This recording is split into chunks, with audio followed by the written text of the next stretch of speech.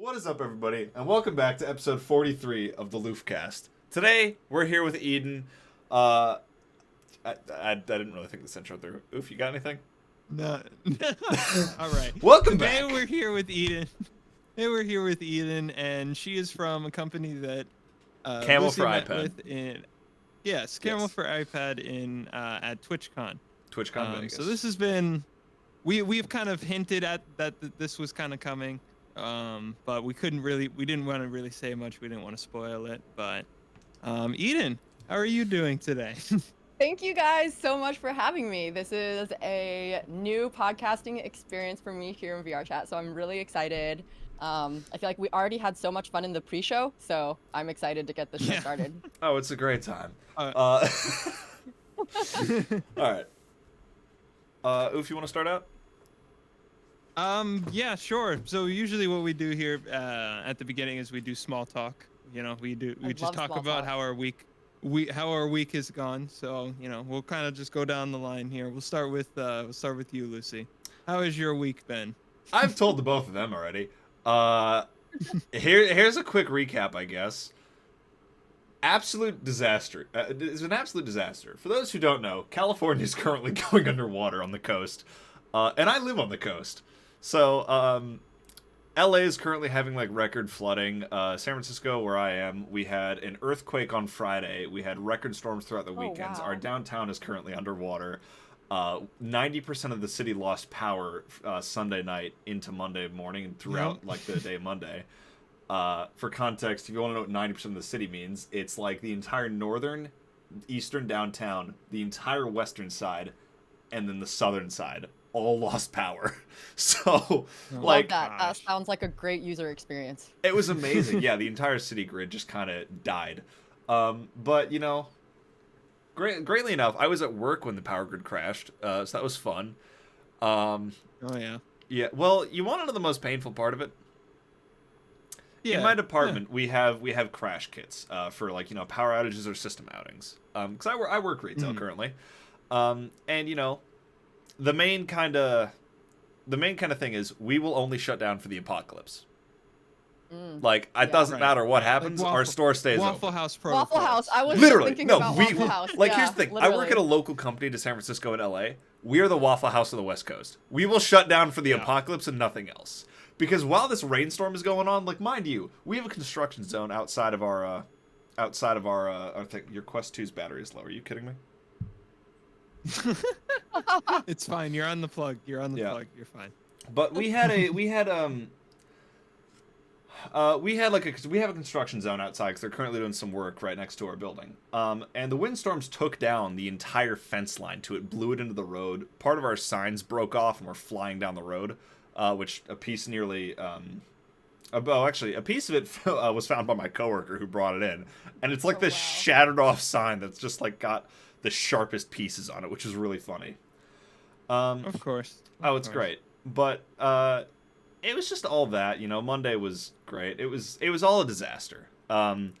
It was all a disaster, you know. I had to sit in my car for a few hours after work Sunday night to deal with some other work things, and it was just, you know, it was a disaster because my car's like shaking the whole time. We're having like 25 to 40 mile per hour winds.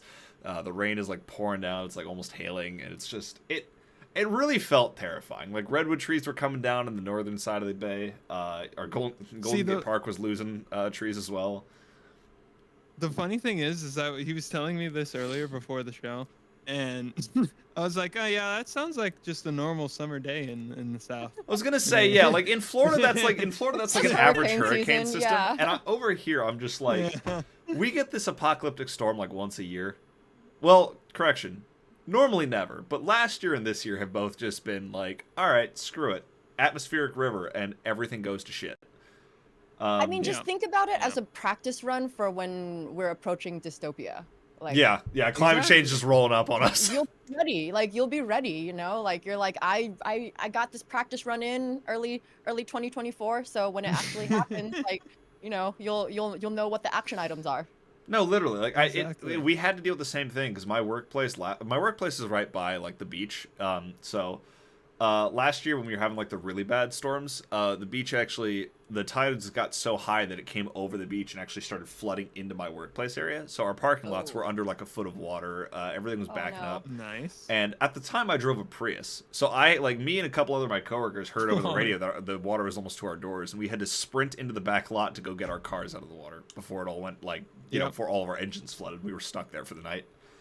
But the entire area was flooding. It was just a nightmare.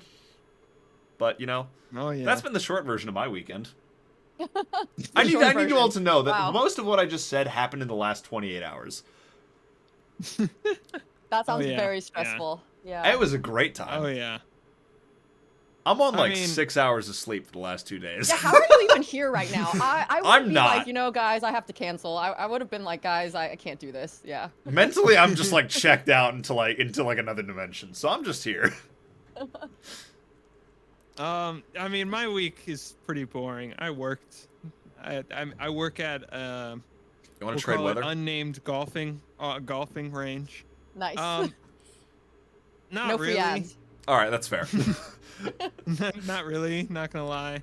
I had clear blue skies and not a cloud in the sky. That sounds nice. 60 degrees.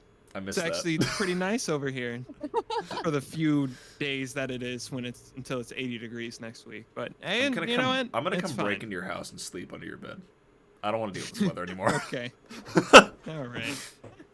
But no. Yeah, I gotta nice, say, but I can't complain really because, it's cold. It got cold again, but I actually enjoy the cold weather. But it's been cold and clear, so it's really not that bad. Yeah. Really not I that like bad. the cold weather. Me too. I like the cold weather too. That's why, in Florida, when everyone complains about when it's 50 degrees outside and it's oh, it's so cold, I need to bundle up. I stare at them with a hoodie and shorts on, and I'm like, what is? That's one of my favorite Hello? things. Because 50 to 60 is my average weather for San Francisco, and everyone's always like, "Oh, that's freezing," and I'm like, "It's great." It's that's 90% of the year. Yeah. That's my summer, dude. What? Yeah. Yeah, in New York, it's either too hot or too cold. I feel like we get maybe 2 weeks where it's between 55 and 68, which I feel like is the perfect temperature where it's not too hot and not too cold. Oh yeah. And it just doesn't last for more than 2 weeks cumulatively throughout the year, and it's just it just immediately drops from it goes from high 70s to low 40s, and it's just we couldn't get any in between weather. We just couldn't. See, it does Nope, just an immediate reversal. Here. Yeah, it'll freeze overnight. It'll be 34 degrees at night, right? Then the next day I wake up and I'm sweating. You want to know why? Because the heat is still on and it's 81 degrees outside at 9 a.m. And I'm like, what happened? Yeah. I didn't ask for any of this. Yeah. That was my experience just before TwitchCon last year, because I don't know if I told you this when we were talking at TwitchCon, but my trip to TwitchCon was just a 3-part trip, because I went down to LA first to volunteer with a charity that I know there. And then I had 3 days between LA and the Airbnb I had booked for TwitchCon. And the Airbnb I booked for TwitchCon, I didn't have anything to do in those 3 days, and I wasn't going to drive back to San Francisco and then drive all the way back down south to Vegas. So I ended up camping in Joshua Tree for 3 nights between LA and Vegas. Now, I had the any ayahuasca? Just kidding. No, but I had you don't have to answer that. That is fair. No, I had the same experience though with the weather. At night it was mid 30s, and then day comes. I woke up Tuesday morning and it's 108, and I'm just I hate this so much. No. Literally, it's an 80 degree temperature change in 6 hours. Yep. I'm just why? That's terrible. Yeah. But yeah, is there anything else for your small talk? Anything interesting that happened this week? Or I think the only interesting thing is getting to pick up the Apple Vision Pro, but then again, and then turning around and being disappointed that I couldn't run VR chat on it. So that is fair. Yeah. That is fair. Yeah, it definitely we were talking about it before. Yeah, it definitely seems like a cool product in theory. They just need to do a lot more work on it. Yeah, it's definitely I definitely feel very lucky to get to have this first run experience for sure, and be able to share insights. But my main takeaways are it is so heavy. It is so heavy. I was gonna say you got to make the front lighter, because if it's weighing people's heads down, that's not a good experience. But I do feel Which like I will admit- I might try like laying down and like watching a movie or something, and that might be okay. But yeah, like, but for everyday use, like, I just don't think I can hold up for more than like 30 minutes without being like, all right, I think I'm My neck is dying. neck muscle. Yeah. Yeah, like, Yeah. just got to take it off before my will neck admit- breaks. Yeah, I will admit that's a bit of a problem with the MetaQuest 2. But again, like I was explaining before, you can just get a third-party strap that actually helps with that problem. Yeah. Oh, no, And- absolutely. I'll tell you right now, like, watchers don't know this, but Oof actually recommended a third-party strap to me that I'm wearing right now, first time trying it out. I actually don't feel like my head's going to collapse. Yeah, not sponsored at all in any way. They're not paying us to say this, but Bobo, the M1, 2, and 3 are amazing, amazing third-party headsets if you're looking for one for both your MetaQuest 2 or 3. Or I even think that it even fits the original one as well. Yeah. Because, like, that front of the headset is heavy on these, but it's cheap. like, it doesn't feel heavy now to me. Like, it feels very well balanced, because the back part of it also has some weight, so it just feels like my head. Mm-hmm. It's I really feel like nice. that's the ideal situation for wearing a VR headset, is because like you just don't want to feel like you're wearing something. Like They that's need the to sort add of, like, counterweight. Right. Yeah. Yeah, like, you need counterweight if you're going to put something that hangs off your head by about, like, 5 or 6 inches. Like, the same with the Apple thing. You need counterweight on the back. You can't just put, like, a lightweight strap like Meta does, because the lightweight strap is just like, all right, cool. Now, basically, I've just hung this weight off the front of my head. Like... Yeah, pretty much, yeah. Yeah, like, imagine, like, putting, like a 1 pound weight, like, right on your nose and just walking around like that all day. Like, it's not fun. Oh, yeah. Yeah. I mean, on the bright side, maybe I will really build up some neck muscles and like, Oh, yeah. I'm just trying to look at things from optimistically. So maybe I don't you know go. what I'll ever like need like neck muscles for, but It's strong. yeah. And it's like, just it's, building up. it's an extra limb to fight with, you know? That's right. That's right. Exactly. Swing, like, That's right. swing your head, just... Or for soccer, for like, There you go. Heading the ball in the for net. header. There you go. Yeah. There we go. We found a pro. We found uses. Uses for extreme neck muscles. Yeah. So, let's get into the topic of today. We brung you on today. Let's talk about. We'll start with your content creation background. How did you first get into content creation, and how did you discover things like Twitch and YouTube? So I first got started in 2016, joining a basketball podcast. I'm very into sports, and it was this podcast called it went through several iterations of the name. So when I joined, I think it was called the Basketball Analogy, where it was just we were iterating a few different names, and it's basically like a basketball group chat. And it's like I was on podcasts with anywhere from like 4 to 7 people at once.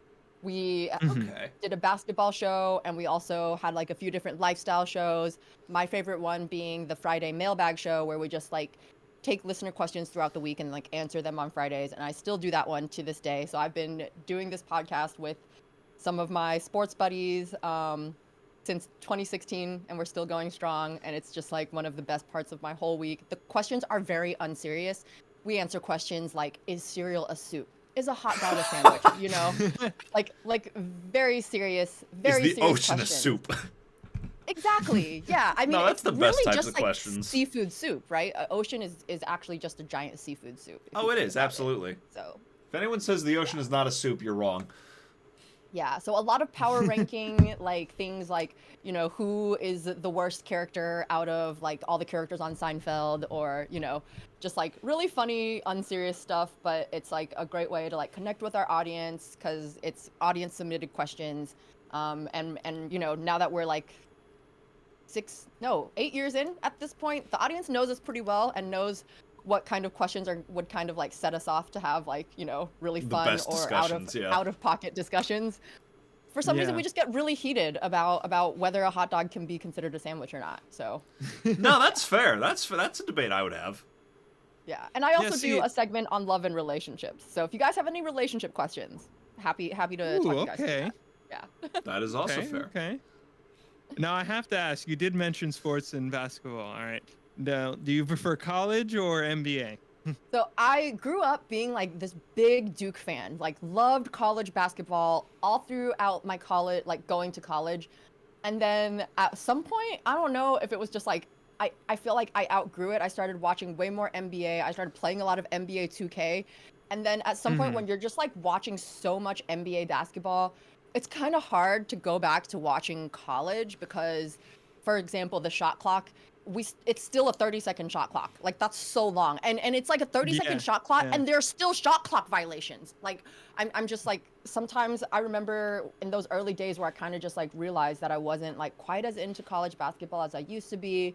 And there was also like, you know, it's like I'm a grown woman at some point, and it's like these are like 18-year-olds, you know, like it just feels a little like weird to be like judging them so hard on their performance. Like, I mean, I know that's what like sports, you know, sports analysts do, but I guess when it's like on a pro level, it just feels a little bit more acceptable to be like really like breaking down what these people are doing well and what they're not doing well when it's like, you know, I mean, the NCAA just now got NIL, like where, you know. Yeah, I was about to say. It's also probably Yeah. I was about to say, know, I think for some of these people it's a career versus, you know, some of it's yeah, like exactly. Yeah. So I like really struggled with that for a while, but yeah, with NIL, I think it's like going to be really interesting because it's, I mean, it's already causing like such a shift in college sports. Like it's pretty 100%. incredible.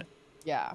As a Georgia fan, because I'm from the Atlanta area. Okay. I know I'm supposed to be a Georgia Tech fan. I know, but sorry, just go Dogs. Da, da, da, da, da, da, you know. But the NIL deal, which if you don't know, Lucy, is basically before this deal came out, college athletes could not make money off of their likeness. That so I did for know like about. jersey sales and stuff like they couldn't make money off of. That's why the kicker, if you ever heard of the channel Destroying, he was a kicker at USC, but he got suspended indefinitely from the league because he had a YouTube channel based on based on this thing. Okay. So he had to either choose YouTube or football, and he chose football. YouTube. Yeah, I mean, it was ridiculous. And that's also part of why I like stopped watching college sports for a while, because it just like felt gross. I'm like, these colleges and institutions and coaches are getting paid so much money. They're making so much money off of these college athletes, but like they are not allowed to like accept 1 cent. Like, Yeah. and it's like their name, image, and likeness that is being used to sell these jerseys, to like sell these tickets, and like they don't get any of that. Like, and especially so, since they're the ones putting in like a lot of the work too. They definitely should be. Yeah. So I don't know. I definitely like that they're able to, you know, make their own money now. But like it just still feels so chaotic because it's such like a new concept right now. It almost feels like it almost feels like they didn't totally think through like how all of this was going to work. They were just like, all right, y'all can do this now. But it's just like the wild west. I mean, I love it for the athletes for sure. Like I love that they get to like have more agency. They can take on deals for, you know, to make them money. They can switch schools a lot more like, you know, easily without having to like sit out a year. There's like the transfer portal now. It's like, it just feels like the athletes themselves get so much more agency, which I feel like is how it should be. It's just so new and just so chaotic. It's fascinating to follow. It's really interesting. And it's going to be really exciting to see sort of like, I feel like in these next 5 years, like where it continues to like, how it continues to evolve. For sure. For sure. It's definitely a very new thing. So it definitely has to be structured a bit better, but it's a good thing for it's good as a start. Yeah. I think the biggest problem now is a lot of companies and schools are abusing it now. Yeah. That's why it's got to be throwing regulated better. Ludicrous amount of money at kids and being like, hey, if you go to the school, I will give you $30 million right now. And then now they're locked into that school. They can't leave, right? Yeah, and maybe that's what I mean by like there's definitely like kinks that needs to be worked out, I think. For sure. But, and it's also just like, I don't know. I feel like there's like anytime there's someone with a lot of talent and it's a young person, there's always someone that is around them that is probably not giving them great advice, and they don't know 100%. enough to like really know the difference at that time. So I it's just more from like a player protection sort of perspective that I'm like, it just feels like there's stuff that still needs to be sorted out for sure. Absolutely. 100%. So yeah, but headed in the right direction. So. Yeah. Oh yeah, 100%. Yeah, I think eventually this system will be smoothened out, and eventually it'll be good. But on that subject, how did you get introduced into Camo Studio? So that's a great question. I guess it all kind of is part of like my content journey, which is like kind of like a buzzword that I like hate using a little bit. Like, but it is part of my story. So I never would have ended up at Camo if I never did podcasting.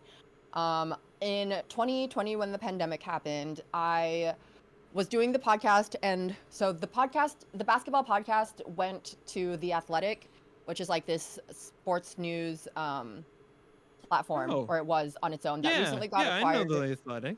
Okay, yeah, cool. So I was doing basketball podcasts with The Athletic, but then when the pandemic hit, they cut back a lot of their contracting work, and I was a contractor. So they were like, well, we're just gonna have the people that we are on our staff do the podcast. Like, we don't really need these extra people. And like my producer was the one that like really pushed to like have me on to like get to do the shows, but it was kind of like out of his hands at that point. And I understand, that's that contract life.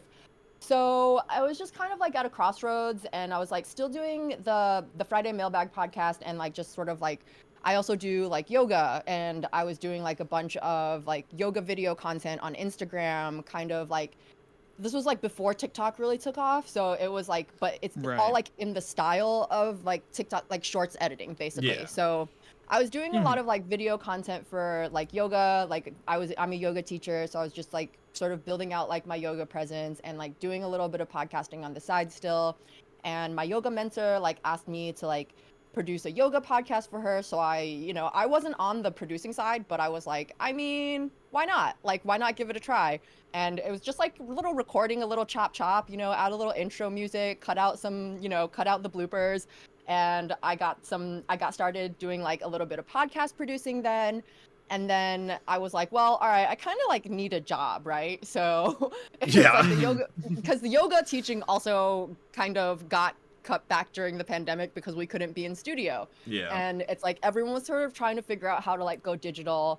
And I thought about, that's actually when I first made a Twitch account, I was like, well, maybe I'll just stream like yoga videos and like teach yoga over Twitch. But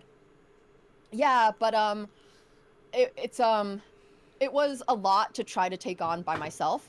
And so I started to look for roles where I could utilize sort of like my skills of getting to do podcasts and engaging with like a podcast community and like the yoga community. So I'm technically like, I'm also community manager at Camo. So we're looking for someone to run the customer success team, and that fit in with like a lot of my past experiences. When I lived in New Orleans, I did a lot of event operations and was like doing like trainings for and like hirings for like event activations. And so it was like, I feel like I have a lot of customer support experiences in working with people. I have really strong communication skills. I have this podcasting experiences, and Camo was a video. We started out as a desktop product that allowed people to use their iPhone as a webcam. So they wanted someone that was comfortable doing video content, and I was like, yeah, I mean, I got this. I was like, I'm not, doing a lot of talking head videos, but I'm totally fine talking, and I'm totally fine being on video. I feel like I can do this. And like also sort of cringy like phrase is like, I feel like in some ways it did feel like fate. Like it just felt like it was the right opportunity that popped up at the right time for me that happened to match up with my skill set. And now I am almost 3 years in, and I love working in tech. I love getting to do videos, and I'm hosting and producing my own live streams for Camo. I do a lot of testing with the product, so part of that is doing some Twitch streaming on the weekends for fun.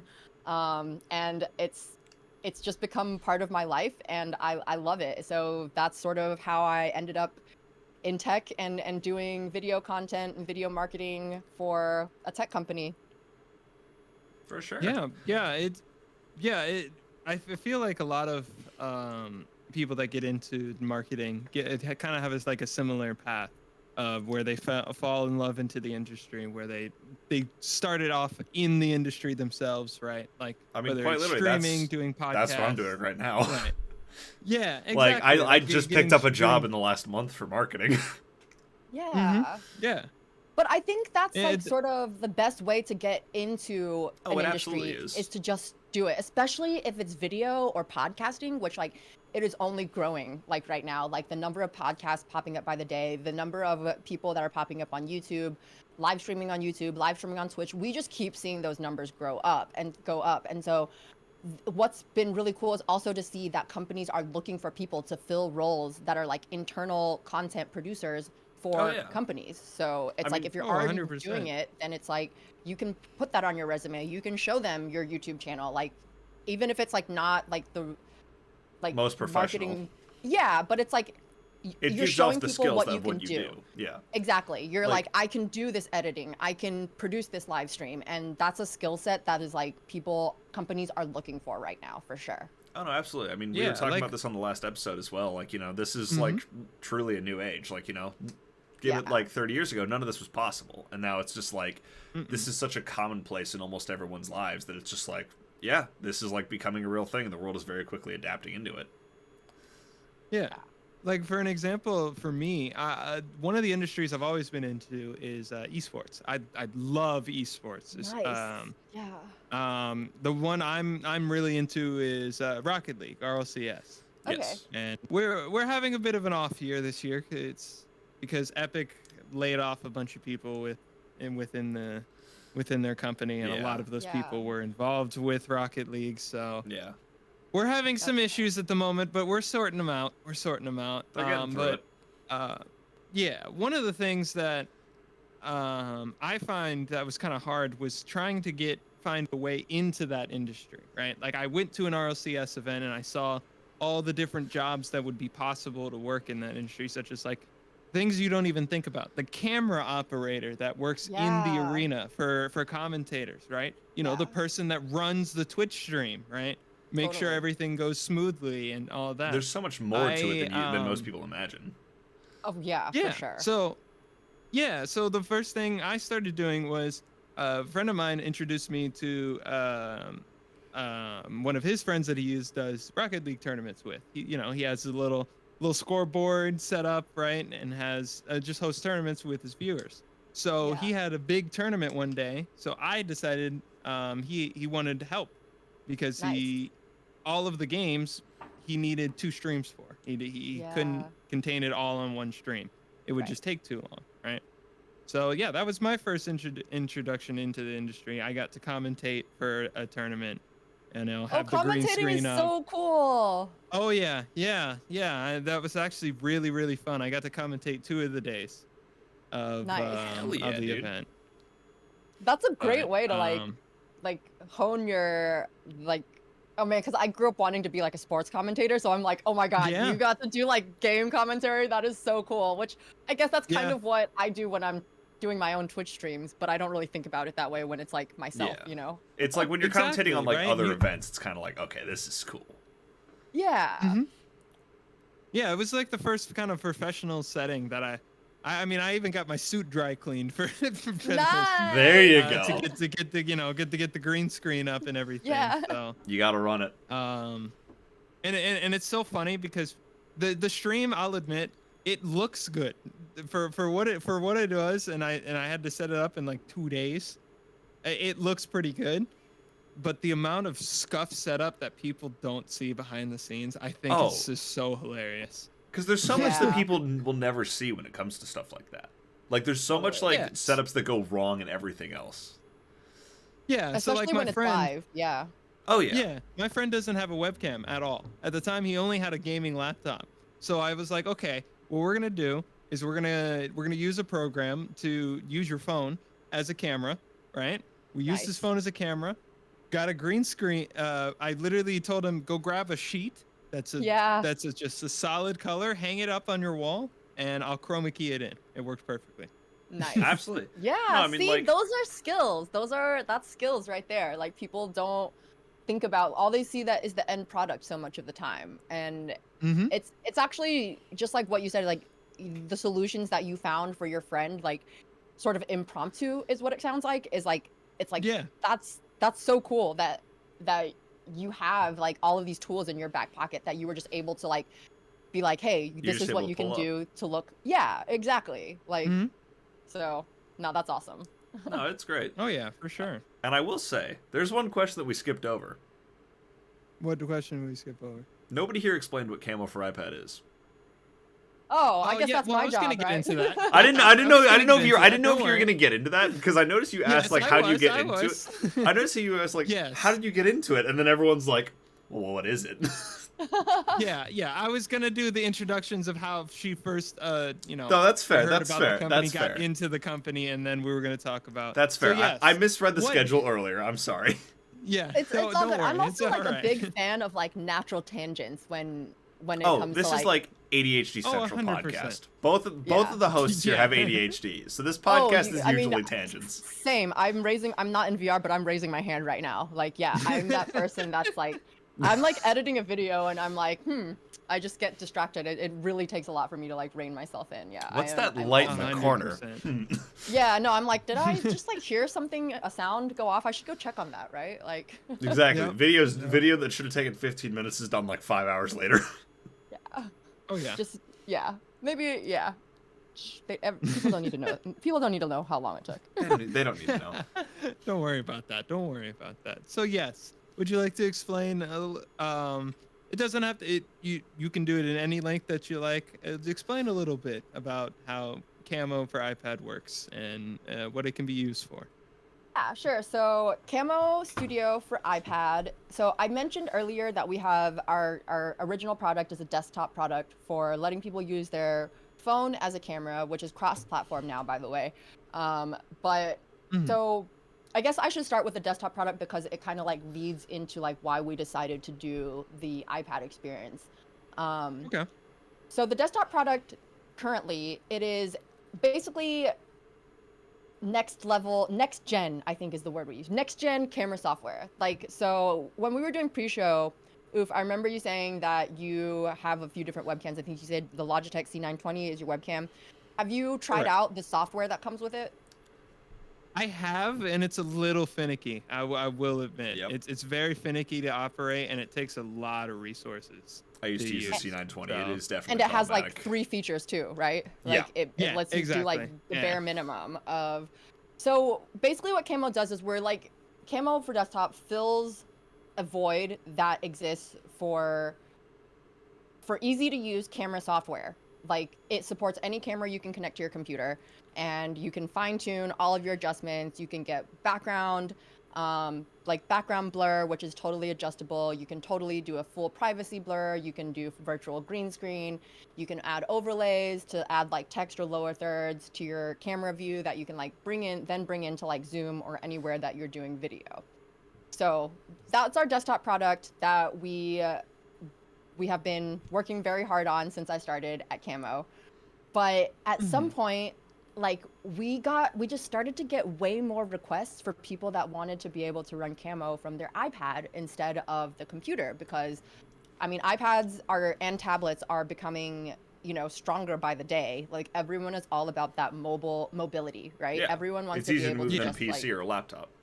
Exactly. Like, yeah. I mean, yeah, I am primarily like, I love my laptop. I love the laptop experience, but I just am very, I'm aware though that like, kids these days growing up, like they grow up on tablets, on smartphones. The tablet children. Yes. Yes. It's such an intuitive experience to so many people now. And we just got so many requests for people wanting to use Camo on the iPad that we were like, all right, well, we should like think about making an iPad product. And then when iPad OS 17 was announced that they were going to start allowing like you to run multi-camera sessions on the iPad, which is allowing you to do more than one video at a time, we were kind of just throwing it around as an idea for funsies, because we were like, what if we just like made a Camo, because like also multi-camera, people wanted to be able to do picture-in-picture on Camo Studio on desktop, which is actually not available yet. We're working on it. we're working on it, guys. Don't worry. Getting there slowly. But because the iPad with the iPad 17, like iPad OS 17 announcement, it was easier to start there with picture-in-picture and multicam because of, I mean, I'm not a dev, but according to my work bestie who is a dev, that it was just sort of like a seamless building experience. And because building stuff on iOS is different than building stuff for macOS. And oh yeah. Next thing I know, I turn around and we have this really cool app in testing, and it can do picture-in-picture. It can, you know, you're able to add text, and it's just like a full scene editor experience on the iPad. And the iPad, as you guys know, you know, I mean, my iPad is M2. My laptop's only an M1. Like these are really powerful. These are really powerful machines. Like it's basically a computer. Like it has all the same specs as, I mean, even better specs than many laptops on the market. It actually has definitely better specs than the laptop I'm using right now, which I'm not even sure how it's actually still running. But that is let's not jinx myself. Yeah, let's not jinx myself. Back to the iPad. Like I said, a little ADD, guys. A little bit ADD with the conversation and just life in general. But ADD is the best way to go. Yeah, so we started testing the product, and it was just sort of like an idea that we weren't even sure if we should launch it, and then one thing led to another, and it just got cooler and cooler. And now we just released an iPad 1.1 update that has way more features, like full-on scene editor. You can easily add borders, you can add images, text, video backgrounds, like you can do like 2 camera sources, and it's basically a streaming tool, and all you need is your iPad. Yeah, and I mean, there you go. Well, that like leads me to something else too. Like, I did test that out at TwitchCon, and it is a really cool application. Like, I don't have an iPad, so obviously, you know, I can't do anything with the actual application, but I did get a chance to test it out and try it out while I was at TwitchCon. It's a really cool application. It gives you, like, so much interactability. Like, almost, I would say it kind of rivals, like, you know, a lot of the desktop streaming stuff, like Streamlabs, OBS. It definitely rivals that, in my opinion, at least, with the amount you're able to actually do with it. But also, it's, like, it leads me to, like, another topic where it's, like, you know, a lot of people, like, I mean, this has been said before, but, like, you know, people are always like, oh, I don't have the right tools for streaming, and I'm just like, quite literally, you could become a content creator on anything nowadays. And this is, like, a great example of it. Like, previously, people have said, like, oh, you know, I don't have a good PC, I can't do content, and I'm like, quite literally. Like, nowadays, like, all you need, for example, you have an iPad, you can become a streamer. Easy. Yeah. Like, it's... everything you need is right there at your fingertips, and it's really cool to just see a lot of this innovation, like, spreading away from computers now and onto, like, you know, iPads, iPhones, like, and just thousands of these other applications. But, like, the main thing about the iPad experience is, like, it's so much more mobile. Like, if you want to stream while you're traveling, like, think about, like, not having to bring your whole computer with you. Like, being able to stream from just your iPad with, like, a webcam hooked up to it is, like, just so much easier on your back for the amount of equipment you have to carry around. Like, I'm planning this year to, like, my travel kit is, I just picked up some Rode wireless microphones, and I'm pretty much just gonna go either iPad and iPhone combo. I might bring, like, one, like, webcam or something, but I'm not planning to. I'm really hoping. Yeah, I'm really loving the idea of not having to bring my whole entire setup. Like, it's just the computer needs so much stuff hooked up to it, and so much power. Yeah, so I'm just really excited to be able to lighten the load when it comes to traveling. For sure. And you mentioned earlier you might be going to TwitchCon again this year. I am totally already lobbying for TwitchCon. I loved the TwitchCon experience last year. It was my first TwitchCon. And I actually was, like, super unsure what to expect going into it, because I'm, like, very casual. Like, I'm a gaming casual. Like, so casual that I didn't even have Steam installed, as you guys know. Like, you know? Welcome back. Eden crashed. My headset died. Everything went wrong in about a 5-minute span of time. Where were we in the conversation? I have no idea, because I feel like we kind of just kept talking through. Yeah, we were talking about TwitchCon. That's right. I asked. I said, yeah, you're planning to go back to TwitchCon, right? Yeah, so the Yeah. TwitchCon, I remember, so I was like kind of nervous going into it because first TwitchCon, I had no idea what to expect. I'm a very casual streamer. I didn't even know what poggers meant until about a year ago. So, so I'm just saying, like, I was like, oh, I don't know, people at TwitchCon, they're all gonna like, they're gonna just tell that I'm not one of them. But actually, it was like such a good experience, and there were so many people that were just like interested in getting into content creation and streaming that I was like, oh, this is actually like It's easier. just yeah, like everyone was yeah. really friendly. Everyone I met was super cool, and everyone was just like it would just felt like such a cool creator community that like was not at all what I was expecting. Like I just thought it was going to be super gamery and everyone would be really focused on gaming stuff, but it was actually a lot more focused on the creator side of things than I expected. It's more so like a passion than gaming when it comes to it, like when it comes to that convention, which is why I love going to it, because everyone's always just like so like hyped to get more into the creative space, meet more people and everything. And it's always such a fun time. Like this is one of my favorite things from 2022 specifically, when it was in San Diego the last time. But I met a good friend of mine now, Nate. He's the third night on Twitch. But I met him on Sunday. Or I met him on Sunday at TwitchCon. I was just kind of walking around. I was like, watching one of the foam pits. People were like sword fighting. Nice. And I was away from my friends at this point, so I was alone. And I ended up me and Nate and his group ended up next to each other. We started talking a little bit, and then we got to know each other a tiny bit. And I was like, yo, my group's kind of fucked off.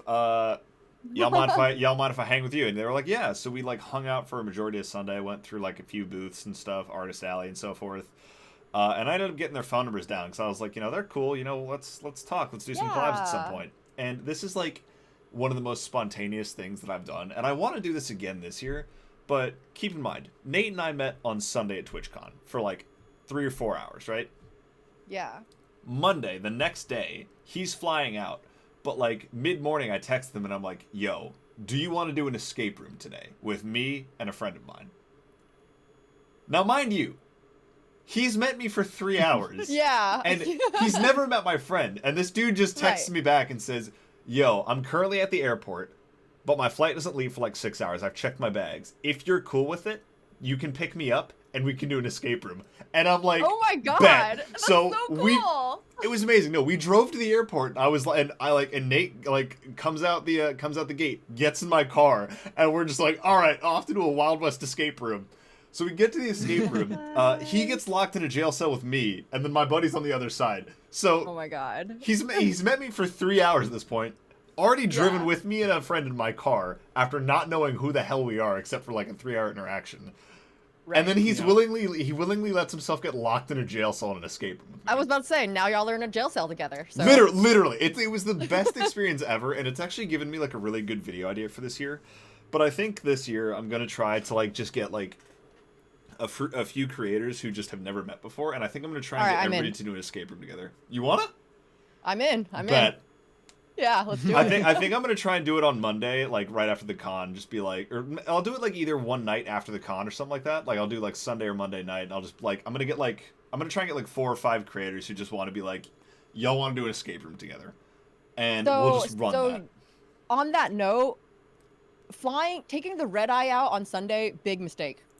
Yeah, don't recommend it. I don't recommend it. The way I always do it is I do a Wednesday to Wednesday deal. So like I go in on Wednesday. Space. Yeah. Well, it gives me Thursday. I can do badge pickup and just get to know the general layout of what I want to do. Yeah. Friday, Saturday, Sunday is the con, and then I have Monday to rest, Tuesday to explore the city or do whatever, and then we leave Wednesday. And I'm like, okay. That's so it gives smart. me time for everything. But I said, at the time when I booked it, it felt like a great idea to take the red eye out, get home early, but like I was so exhausted. It's painful. I got no sleep on that red eye. I was like, never again. Never again. It's painful. Yeah. But yeah, I'm definitely gonna bring a few creators to do an escape room together this year. That's why I wish more conventions. That's why I'm excited that Tampa, the city that I live in, is now getting a lot more developed. I just wish there was more stuff that we could do on the West Coast. Man, there's just nothing to do out here, man. The only thing, Orlando. Podfest? Yes. Did you hear about? ConFest and PAX. That's the only 2 conventions that come to the East Coast. Yeah, it's tough. No, because I'm looking at like the events list for this year, and it's like, oh, which ones are like easy to get to, and none of them, because none of them are on the East Coast. Yeah, literally none of them. Yeah, it's always difficult. Yeah. I will say, one thing that you, another dynamic that you might want to, invest some time in looking into is the esports scene. There's a lot of creators out there, like, going to esports events and stuff like that are looking to get into content creation or are content creating there. Like, I went to RLCS Boston, which is one of they have basically 3 or 2 major events, right? Yeah. Where all the best teams from the region come in and do a major, right? I was there at their Boston event because my aunt lived in a nearby state, so I had a place to stay, and then we just traveled over, right? Yeah. Nice. But yeah, there was a guy there that he's never really been into streaming before, but ever since he started watching RLCS and some of the commentators and personalities that were there, he brung his laptop and had his GoPro connected to his laptop, right? Oh, cool. But with your solution, it would be a lot easier because all you'd have to do is carry an iPad, right? Exactly. That's why I really think that the use case can be used for an application like yours for things like bike. Say you're doing a charity run, right? Where you're either running a marathon or biking across a city or a country, something like that, right? Instead of carrying a huge 15-pound setup of, oh, I need this to make sure I have Wi-Fi all the time. The hotspot is there. All you need, hotspot, iPad, boom, you're done. Yeah. Yo, and I also love that. I appreciate you putting the esports events on my radar, because I definitely didn't think about, like, I know esports events exist. So actually, a little funny thing is I used to go to Major League Gaming tournaments in like the early 2000s. Like Halo 2, like that's back when Halo 2 was like the major sport. Like, I remember meeting Gilbert Arenas at MLG Orlando in 2007. Yeah, so this is when like Final Boss was like the big team, like Ogre 1, Ogre 2, Walshy. Yeah, so esports, I never thought that it would be, and like, I just thought people would go to esports to like watch the sports, but that's awesome to know that it's like there are people that are like looking to create content around like esports, events. Like that's something I never thought of. No, it's amazing. Cool. Yeah. Yeah. The scene is so expansive, and you can do so much with it, because one of my ideas with the sport, with esports, is trying to create like an application sort of like ESPN, right? Like where you can find all the information that you need for whatever player, whatever esport that you want, right? And there are a few examples out there like Wikipedia and stuff like that, but they don't have like things like reporters on the field that can talk to these players and experience. Yo, that would be so cool. You know what I mean? Yeah. Right. Like actually have like an esports organization that you can, get updates from. There's like commentator shows. Yeah, the go-to place for esports, and it's like, there are people covering the events, and like that's a really cool concept. Yeah. Yeah, for sure. Yeah, for sure. There's definitely a market for that too. Like. Oh, 100%. The problem, I think, the biggest problem of it is the cost of esports. Esports is. You do not go into esports earning money. It's a bleeder. I will fully admit that. That's true. But it's getting better. It's just that we have to, the companies, the parent companies themselves that host these events have to be better with their community. They have to be. They do. Because things like Overwatch, this is how things like Overwatch collapse and things like the Overwatch League collapsed, because they were basically like, you give us $2 million on this payout or you can't play. Oh, wow. Yeah, it's nightmarish. Or you do not play. And, oh my God. So they just had to shut down because there were 2 teams basically that were willing to do it in the entire world. That's it. Yo, that's crazy. And probably, Yeah, and probably those were the only two teams that could afford to do it. Yeah. Because that's a huge investment. You're talking about $2 million just to get in the league. Yeah. You're not talking about That's plane insane. tickets, That is travel insane. times, hotels, practice facilities, all that. It all comes into play. Man. Yeah. Yo, that is kind of crazy because um, like even me as like someone that just casually follows like gaming and esports, it's like I know Overwatch was huge for like ever, Yeah. and then all of a sudden it really did just feel like no one was talking about Overwatch anymore. Like, yeah. just kind of fell off. Like, I guess that's why I Yeah. just never knew the backstory behind it. Yeah, for sure, and it's sad to see, and unfortunately, I think RLCS is starting to run into that same path where it's not really, we're not really money guarding it. It's just, we're starting to slow down a lot. Like there's less events this year. Yeah, when it slows down, it kind of hurts. But yeah, hopefully it'll come back. We should be able to get better. And I will say this is probably about our time where we should wrap up. I was gonna say, yeah, definitely. But is there anything you'd like to shout out? Like your Twitch channel, anything for Camo? Now is your time. Yeah, well, if anyone is looking for a better camera software, Camo Studio on Mac or Windows, and if you're looking for an on-the-go streaming tool, check out Camo Studio for iPad. I am Pikachu Lu across socials and on Twitch. I do very casual Ace Attorney streams in hopes that Capcom will finally give us another game. Take the devs off of Monster Hunter. There are enough monsters to hunt. Just give us another Ace Attorney game, please. That is fair. That's me. I've really enjoyed this experience. I'm so glad that you guys had me on and I got to do this VR chat, and we ran into a couple of hiccups, but this was really fun to get to do, and this was a fun conversation. Yeah, of course. Yeah, and I mean, for anybody who's like who wants to find all the links and everything, Eden's Twitch and everything will be in the description, as well as the link to the Camo sites, so you guys can go ahead and find those in the YouTube description if you're listening to the audio only. But yeah.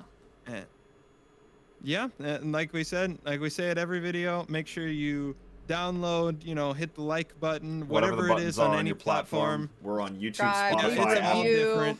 Leave a comment. Yeah, exactly. Yeah. We're on 5 stars YouTube. on Spotify. Yeah, YouTube, Spotify, Apple Music, and the Amazon device that I can't say because it's sitting behind me. As Bomani Jones likes to say, leave 5 stars, because if you leave 4, I'm inclined to believe that you're a hater. You see, exactly. That's a good point. Exactly. That's a good point. But yeah, that'll wrap us up here. We will see you guys in the next video. Yeah, February 29th. The next episode. Leap year. Thanks, guys. Peace out. Bye.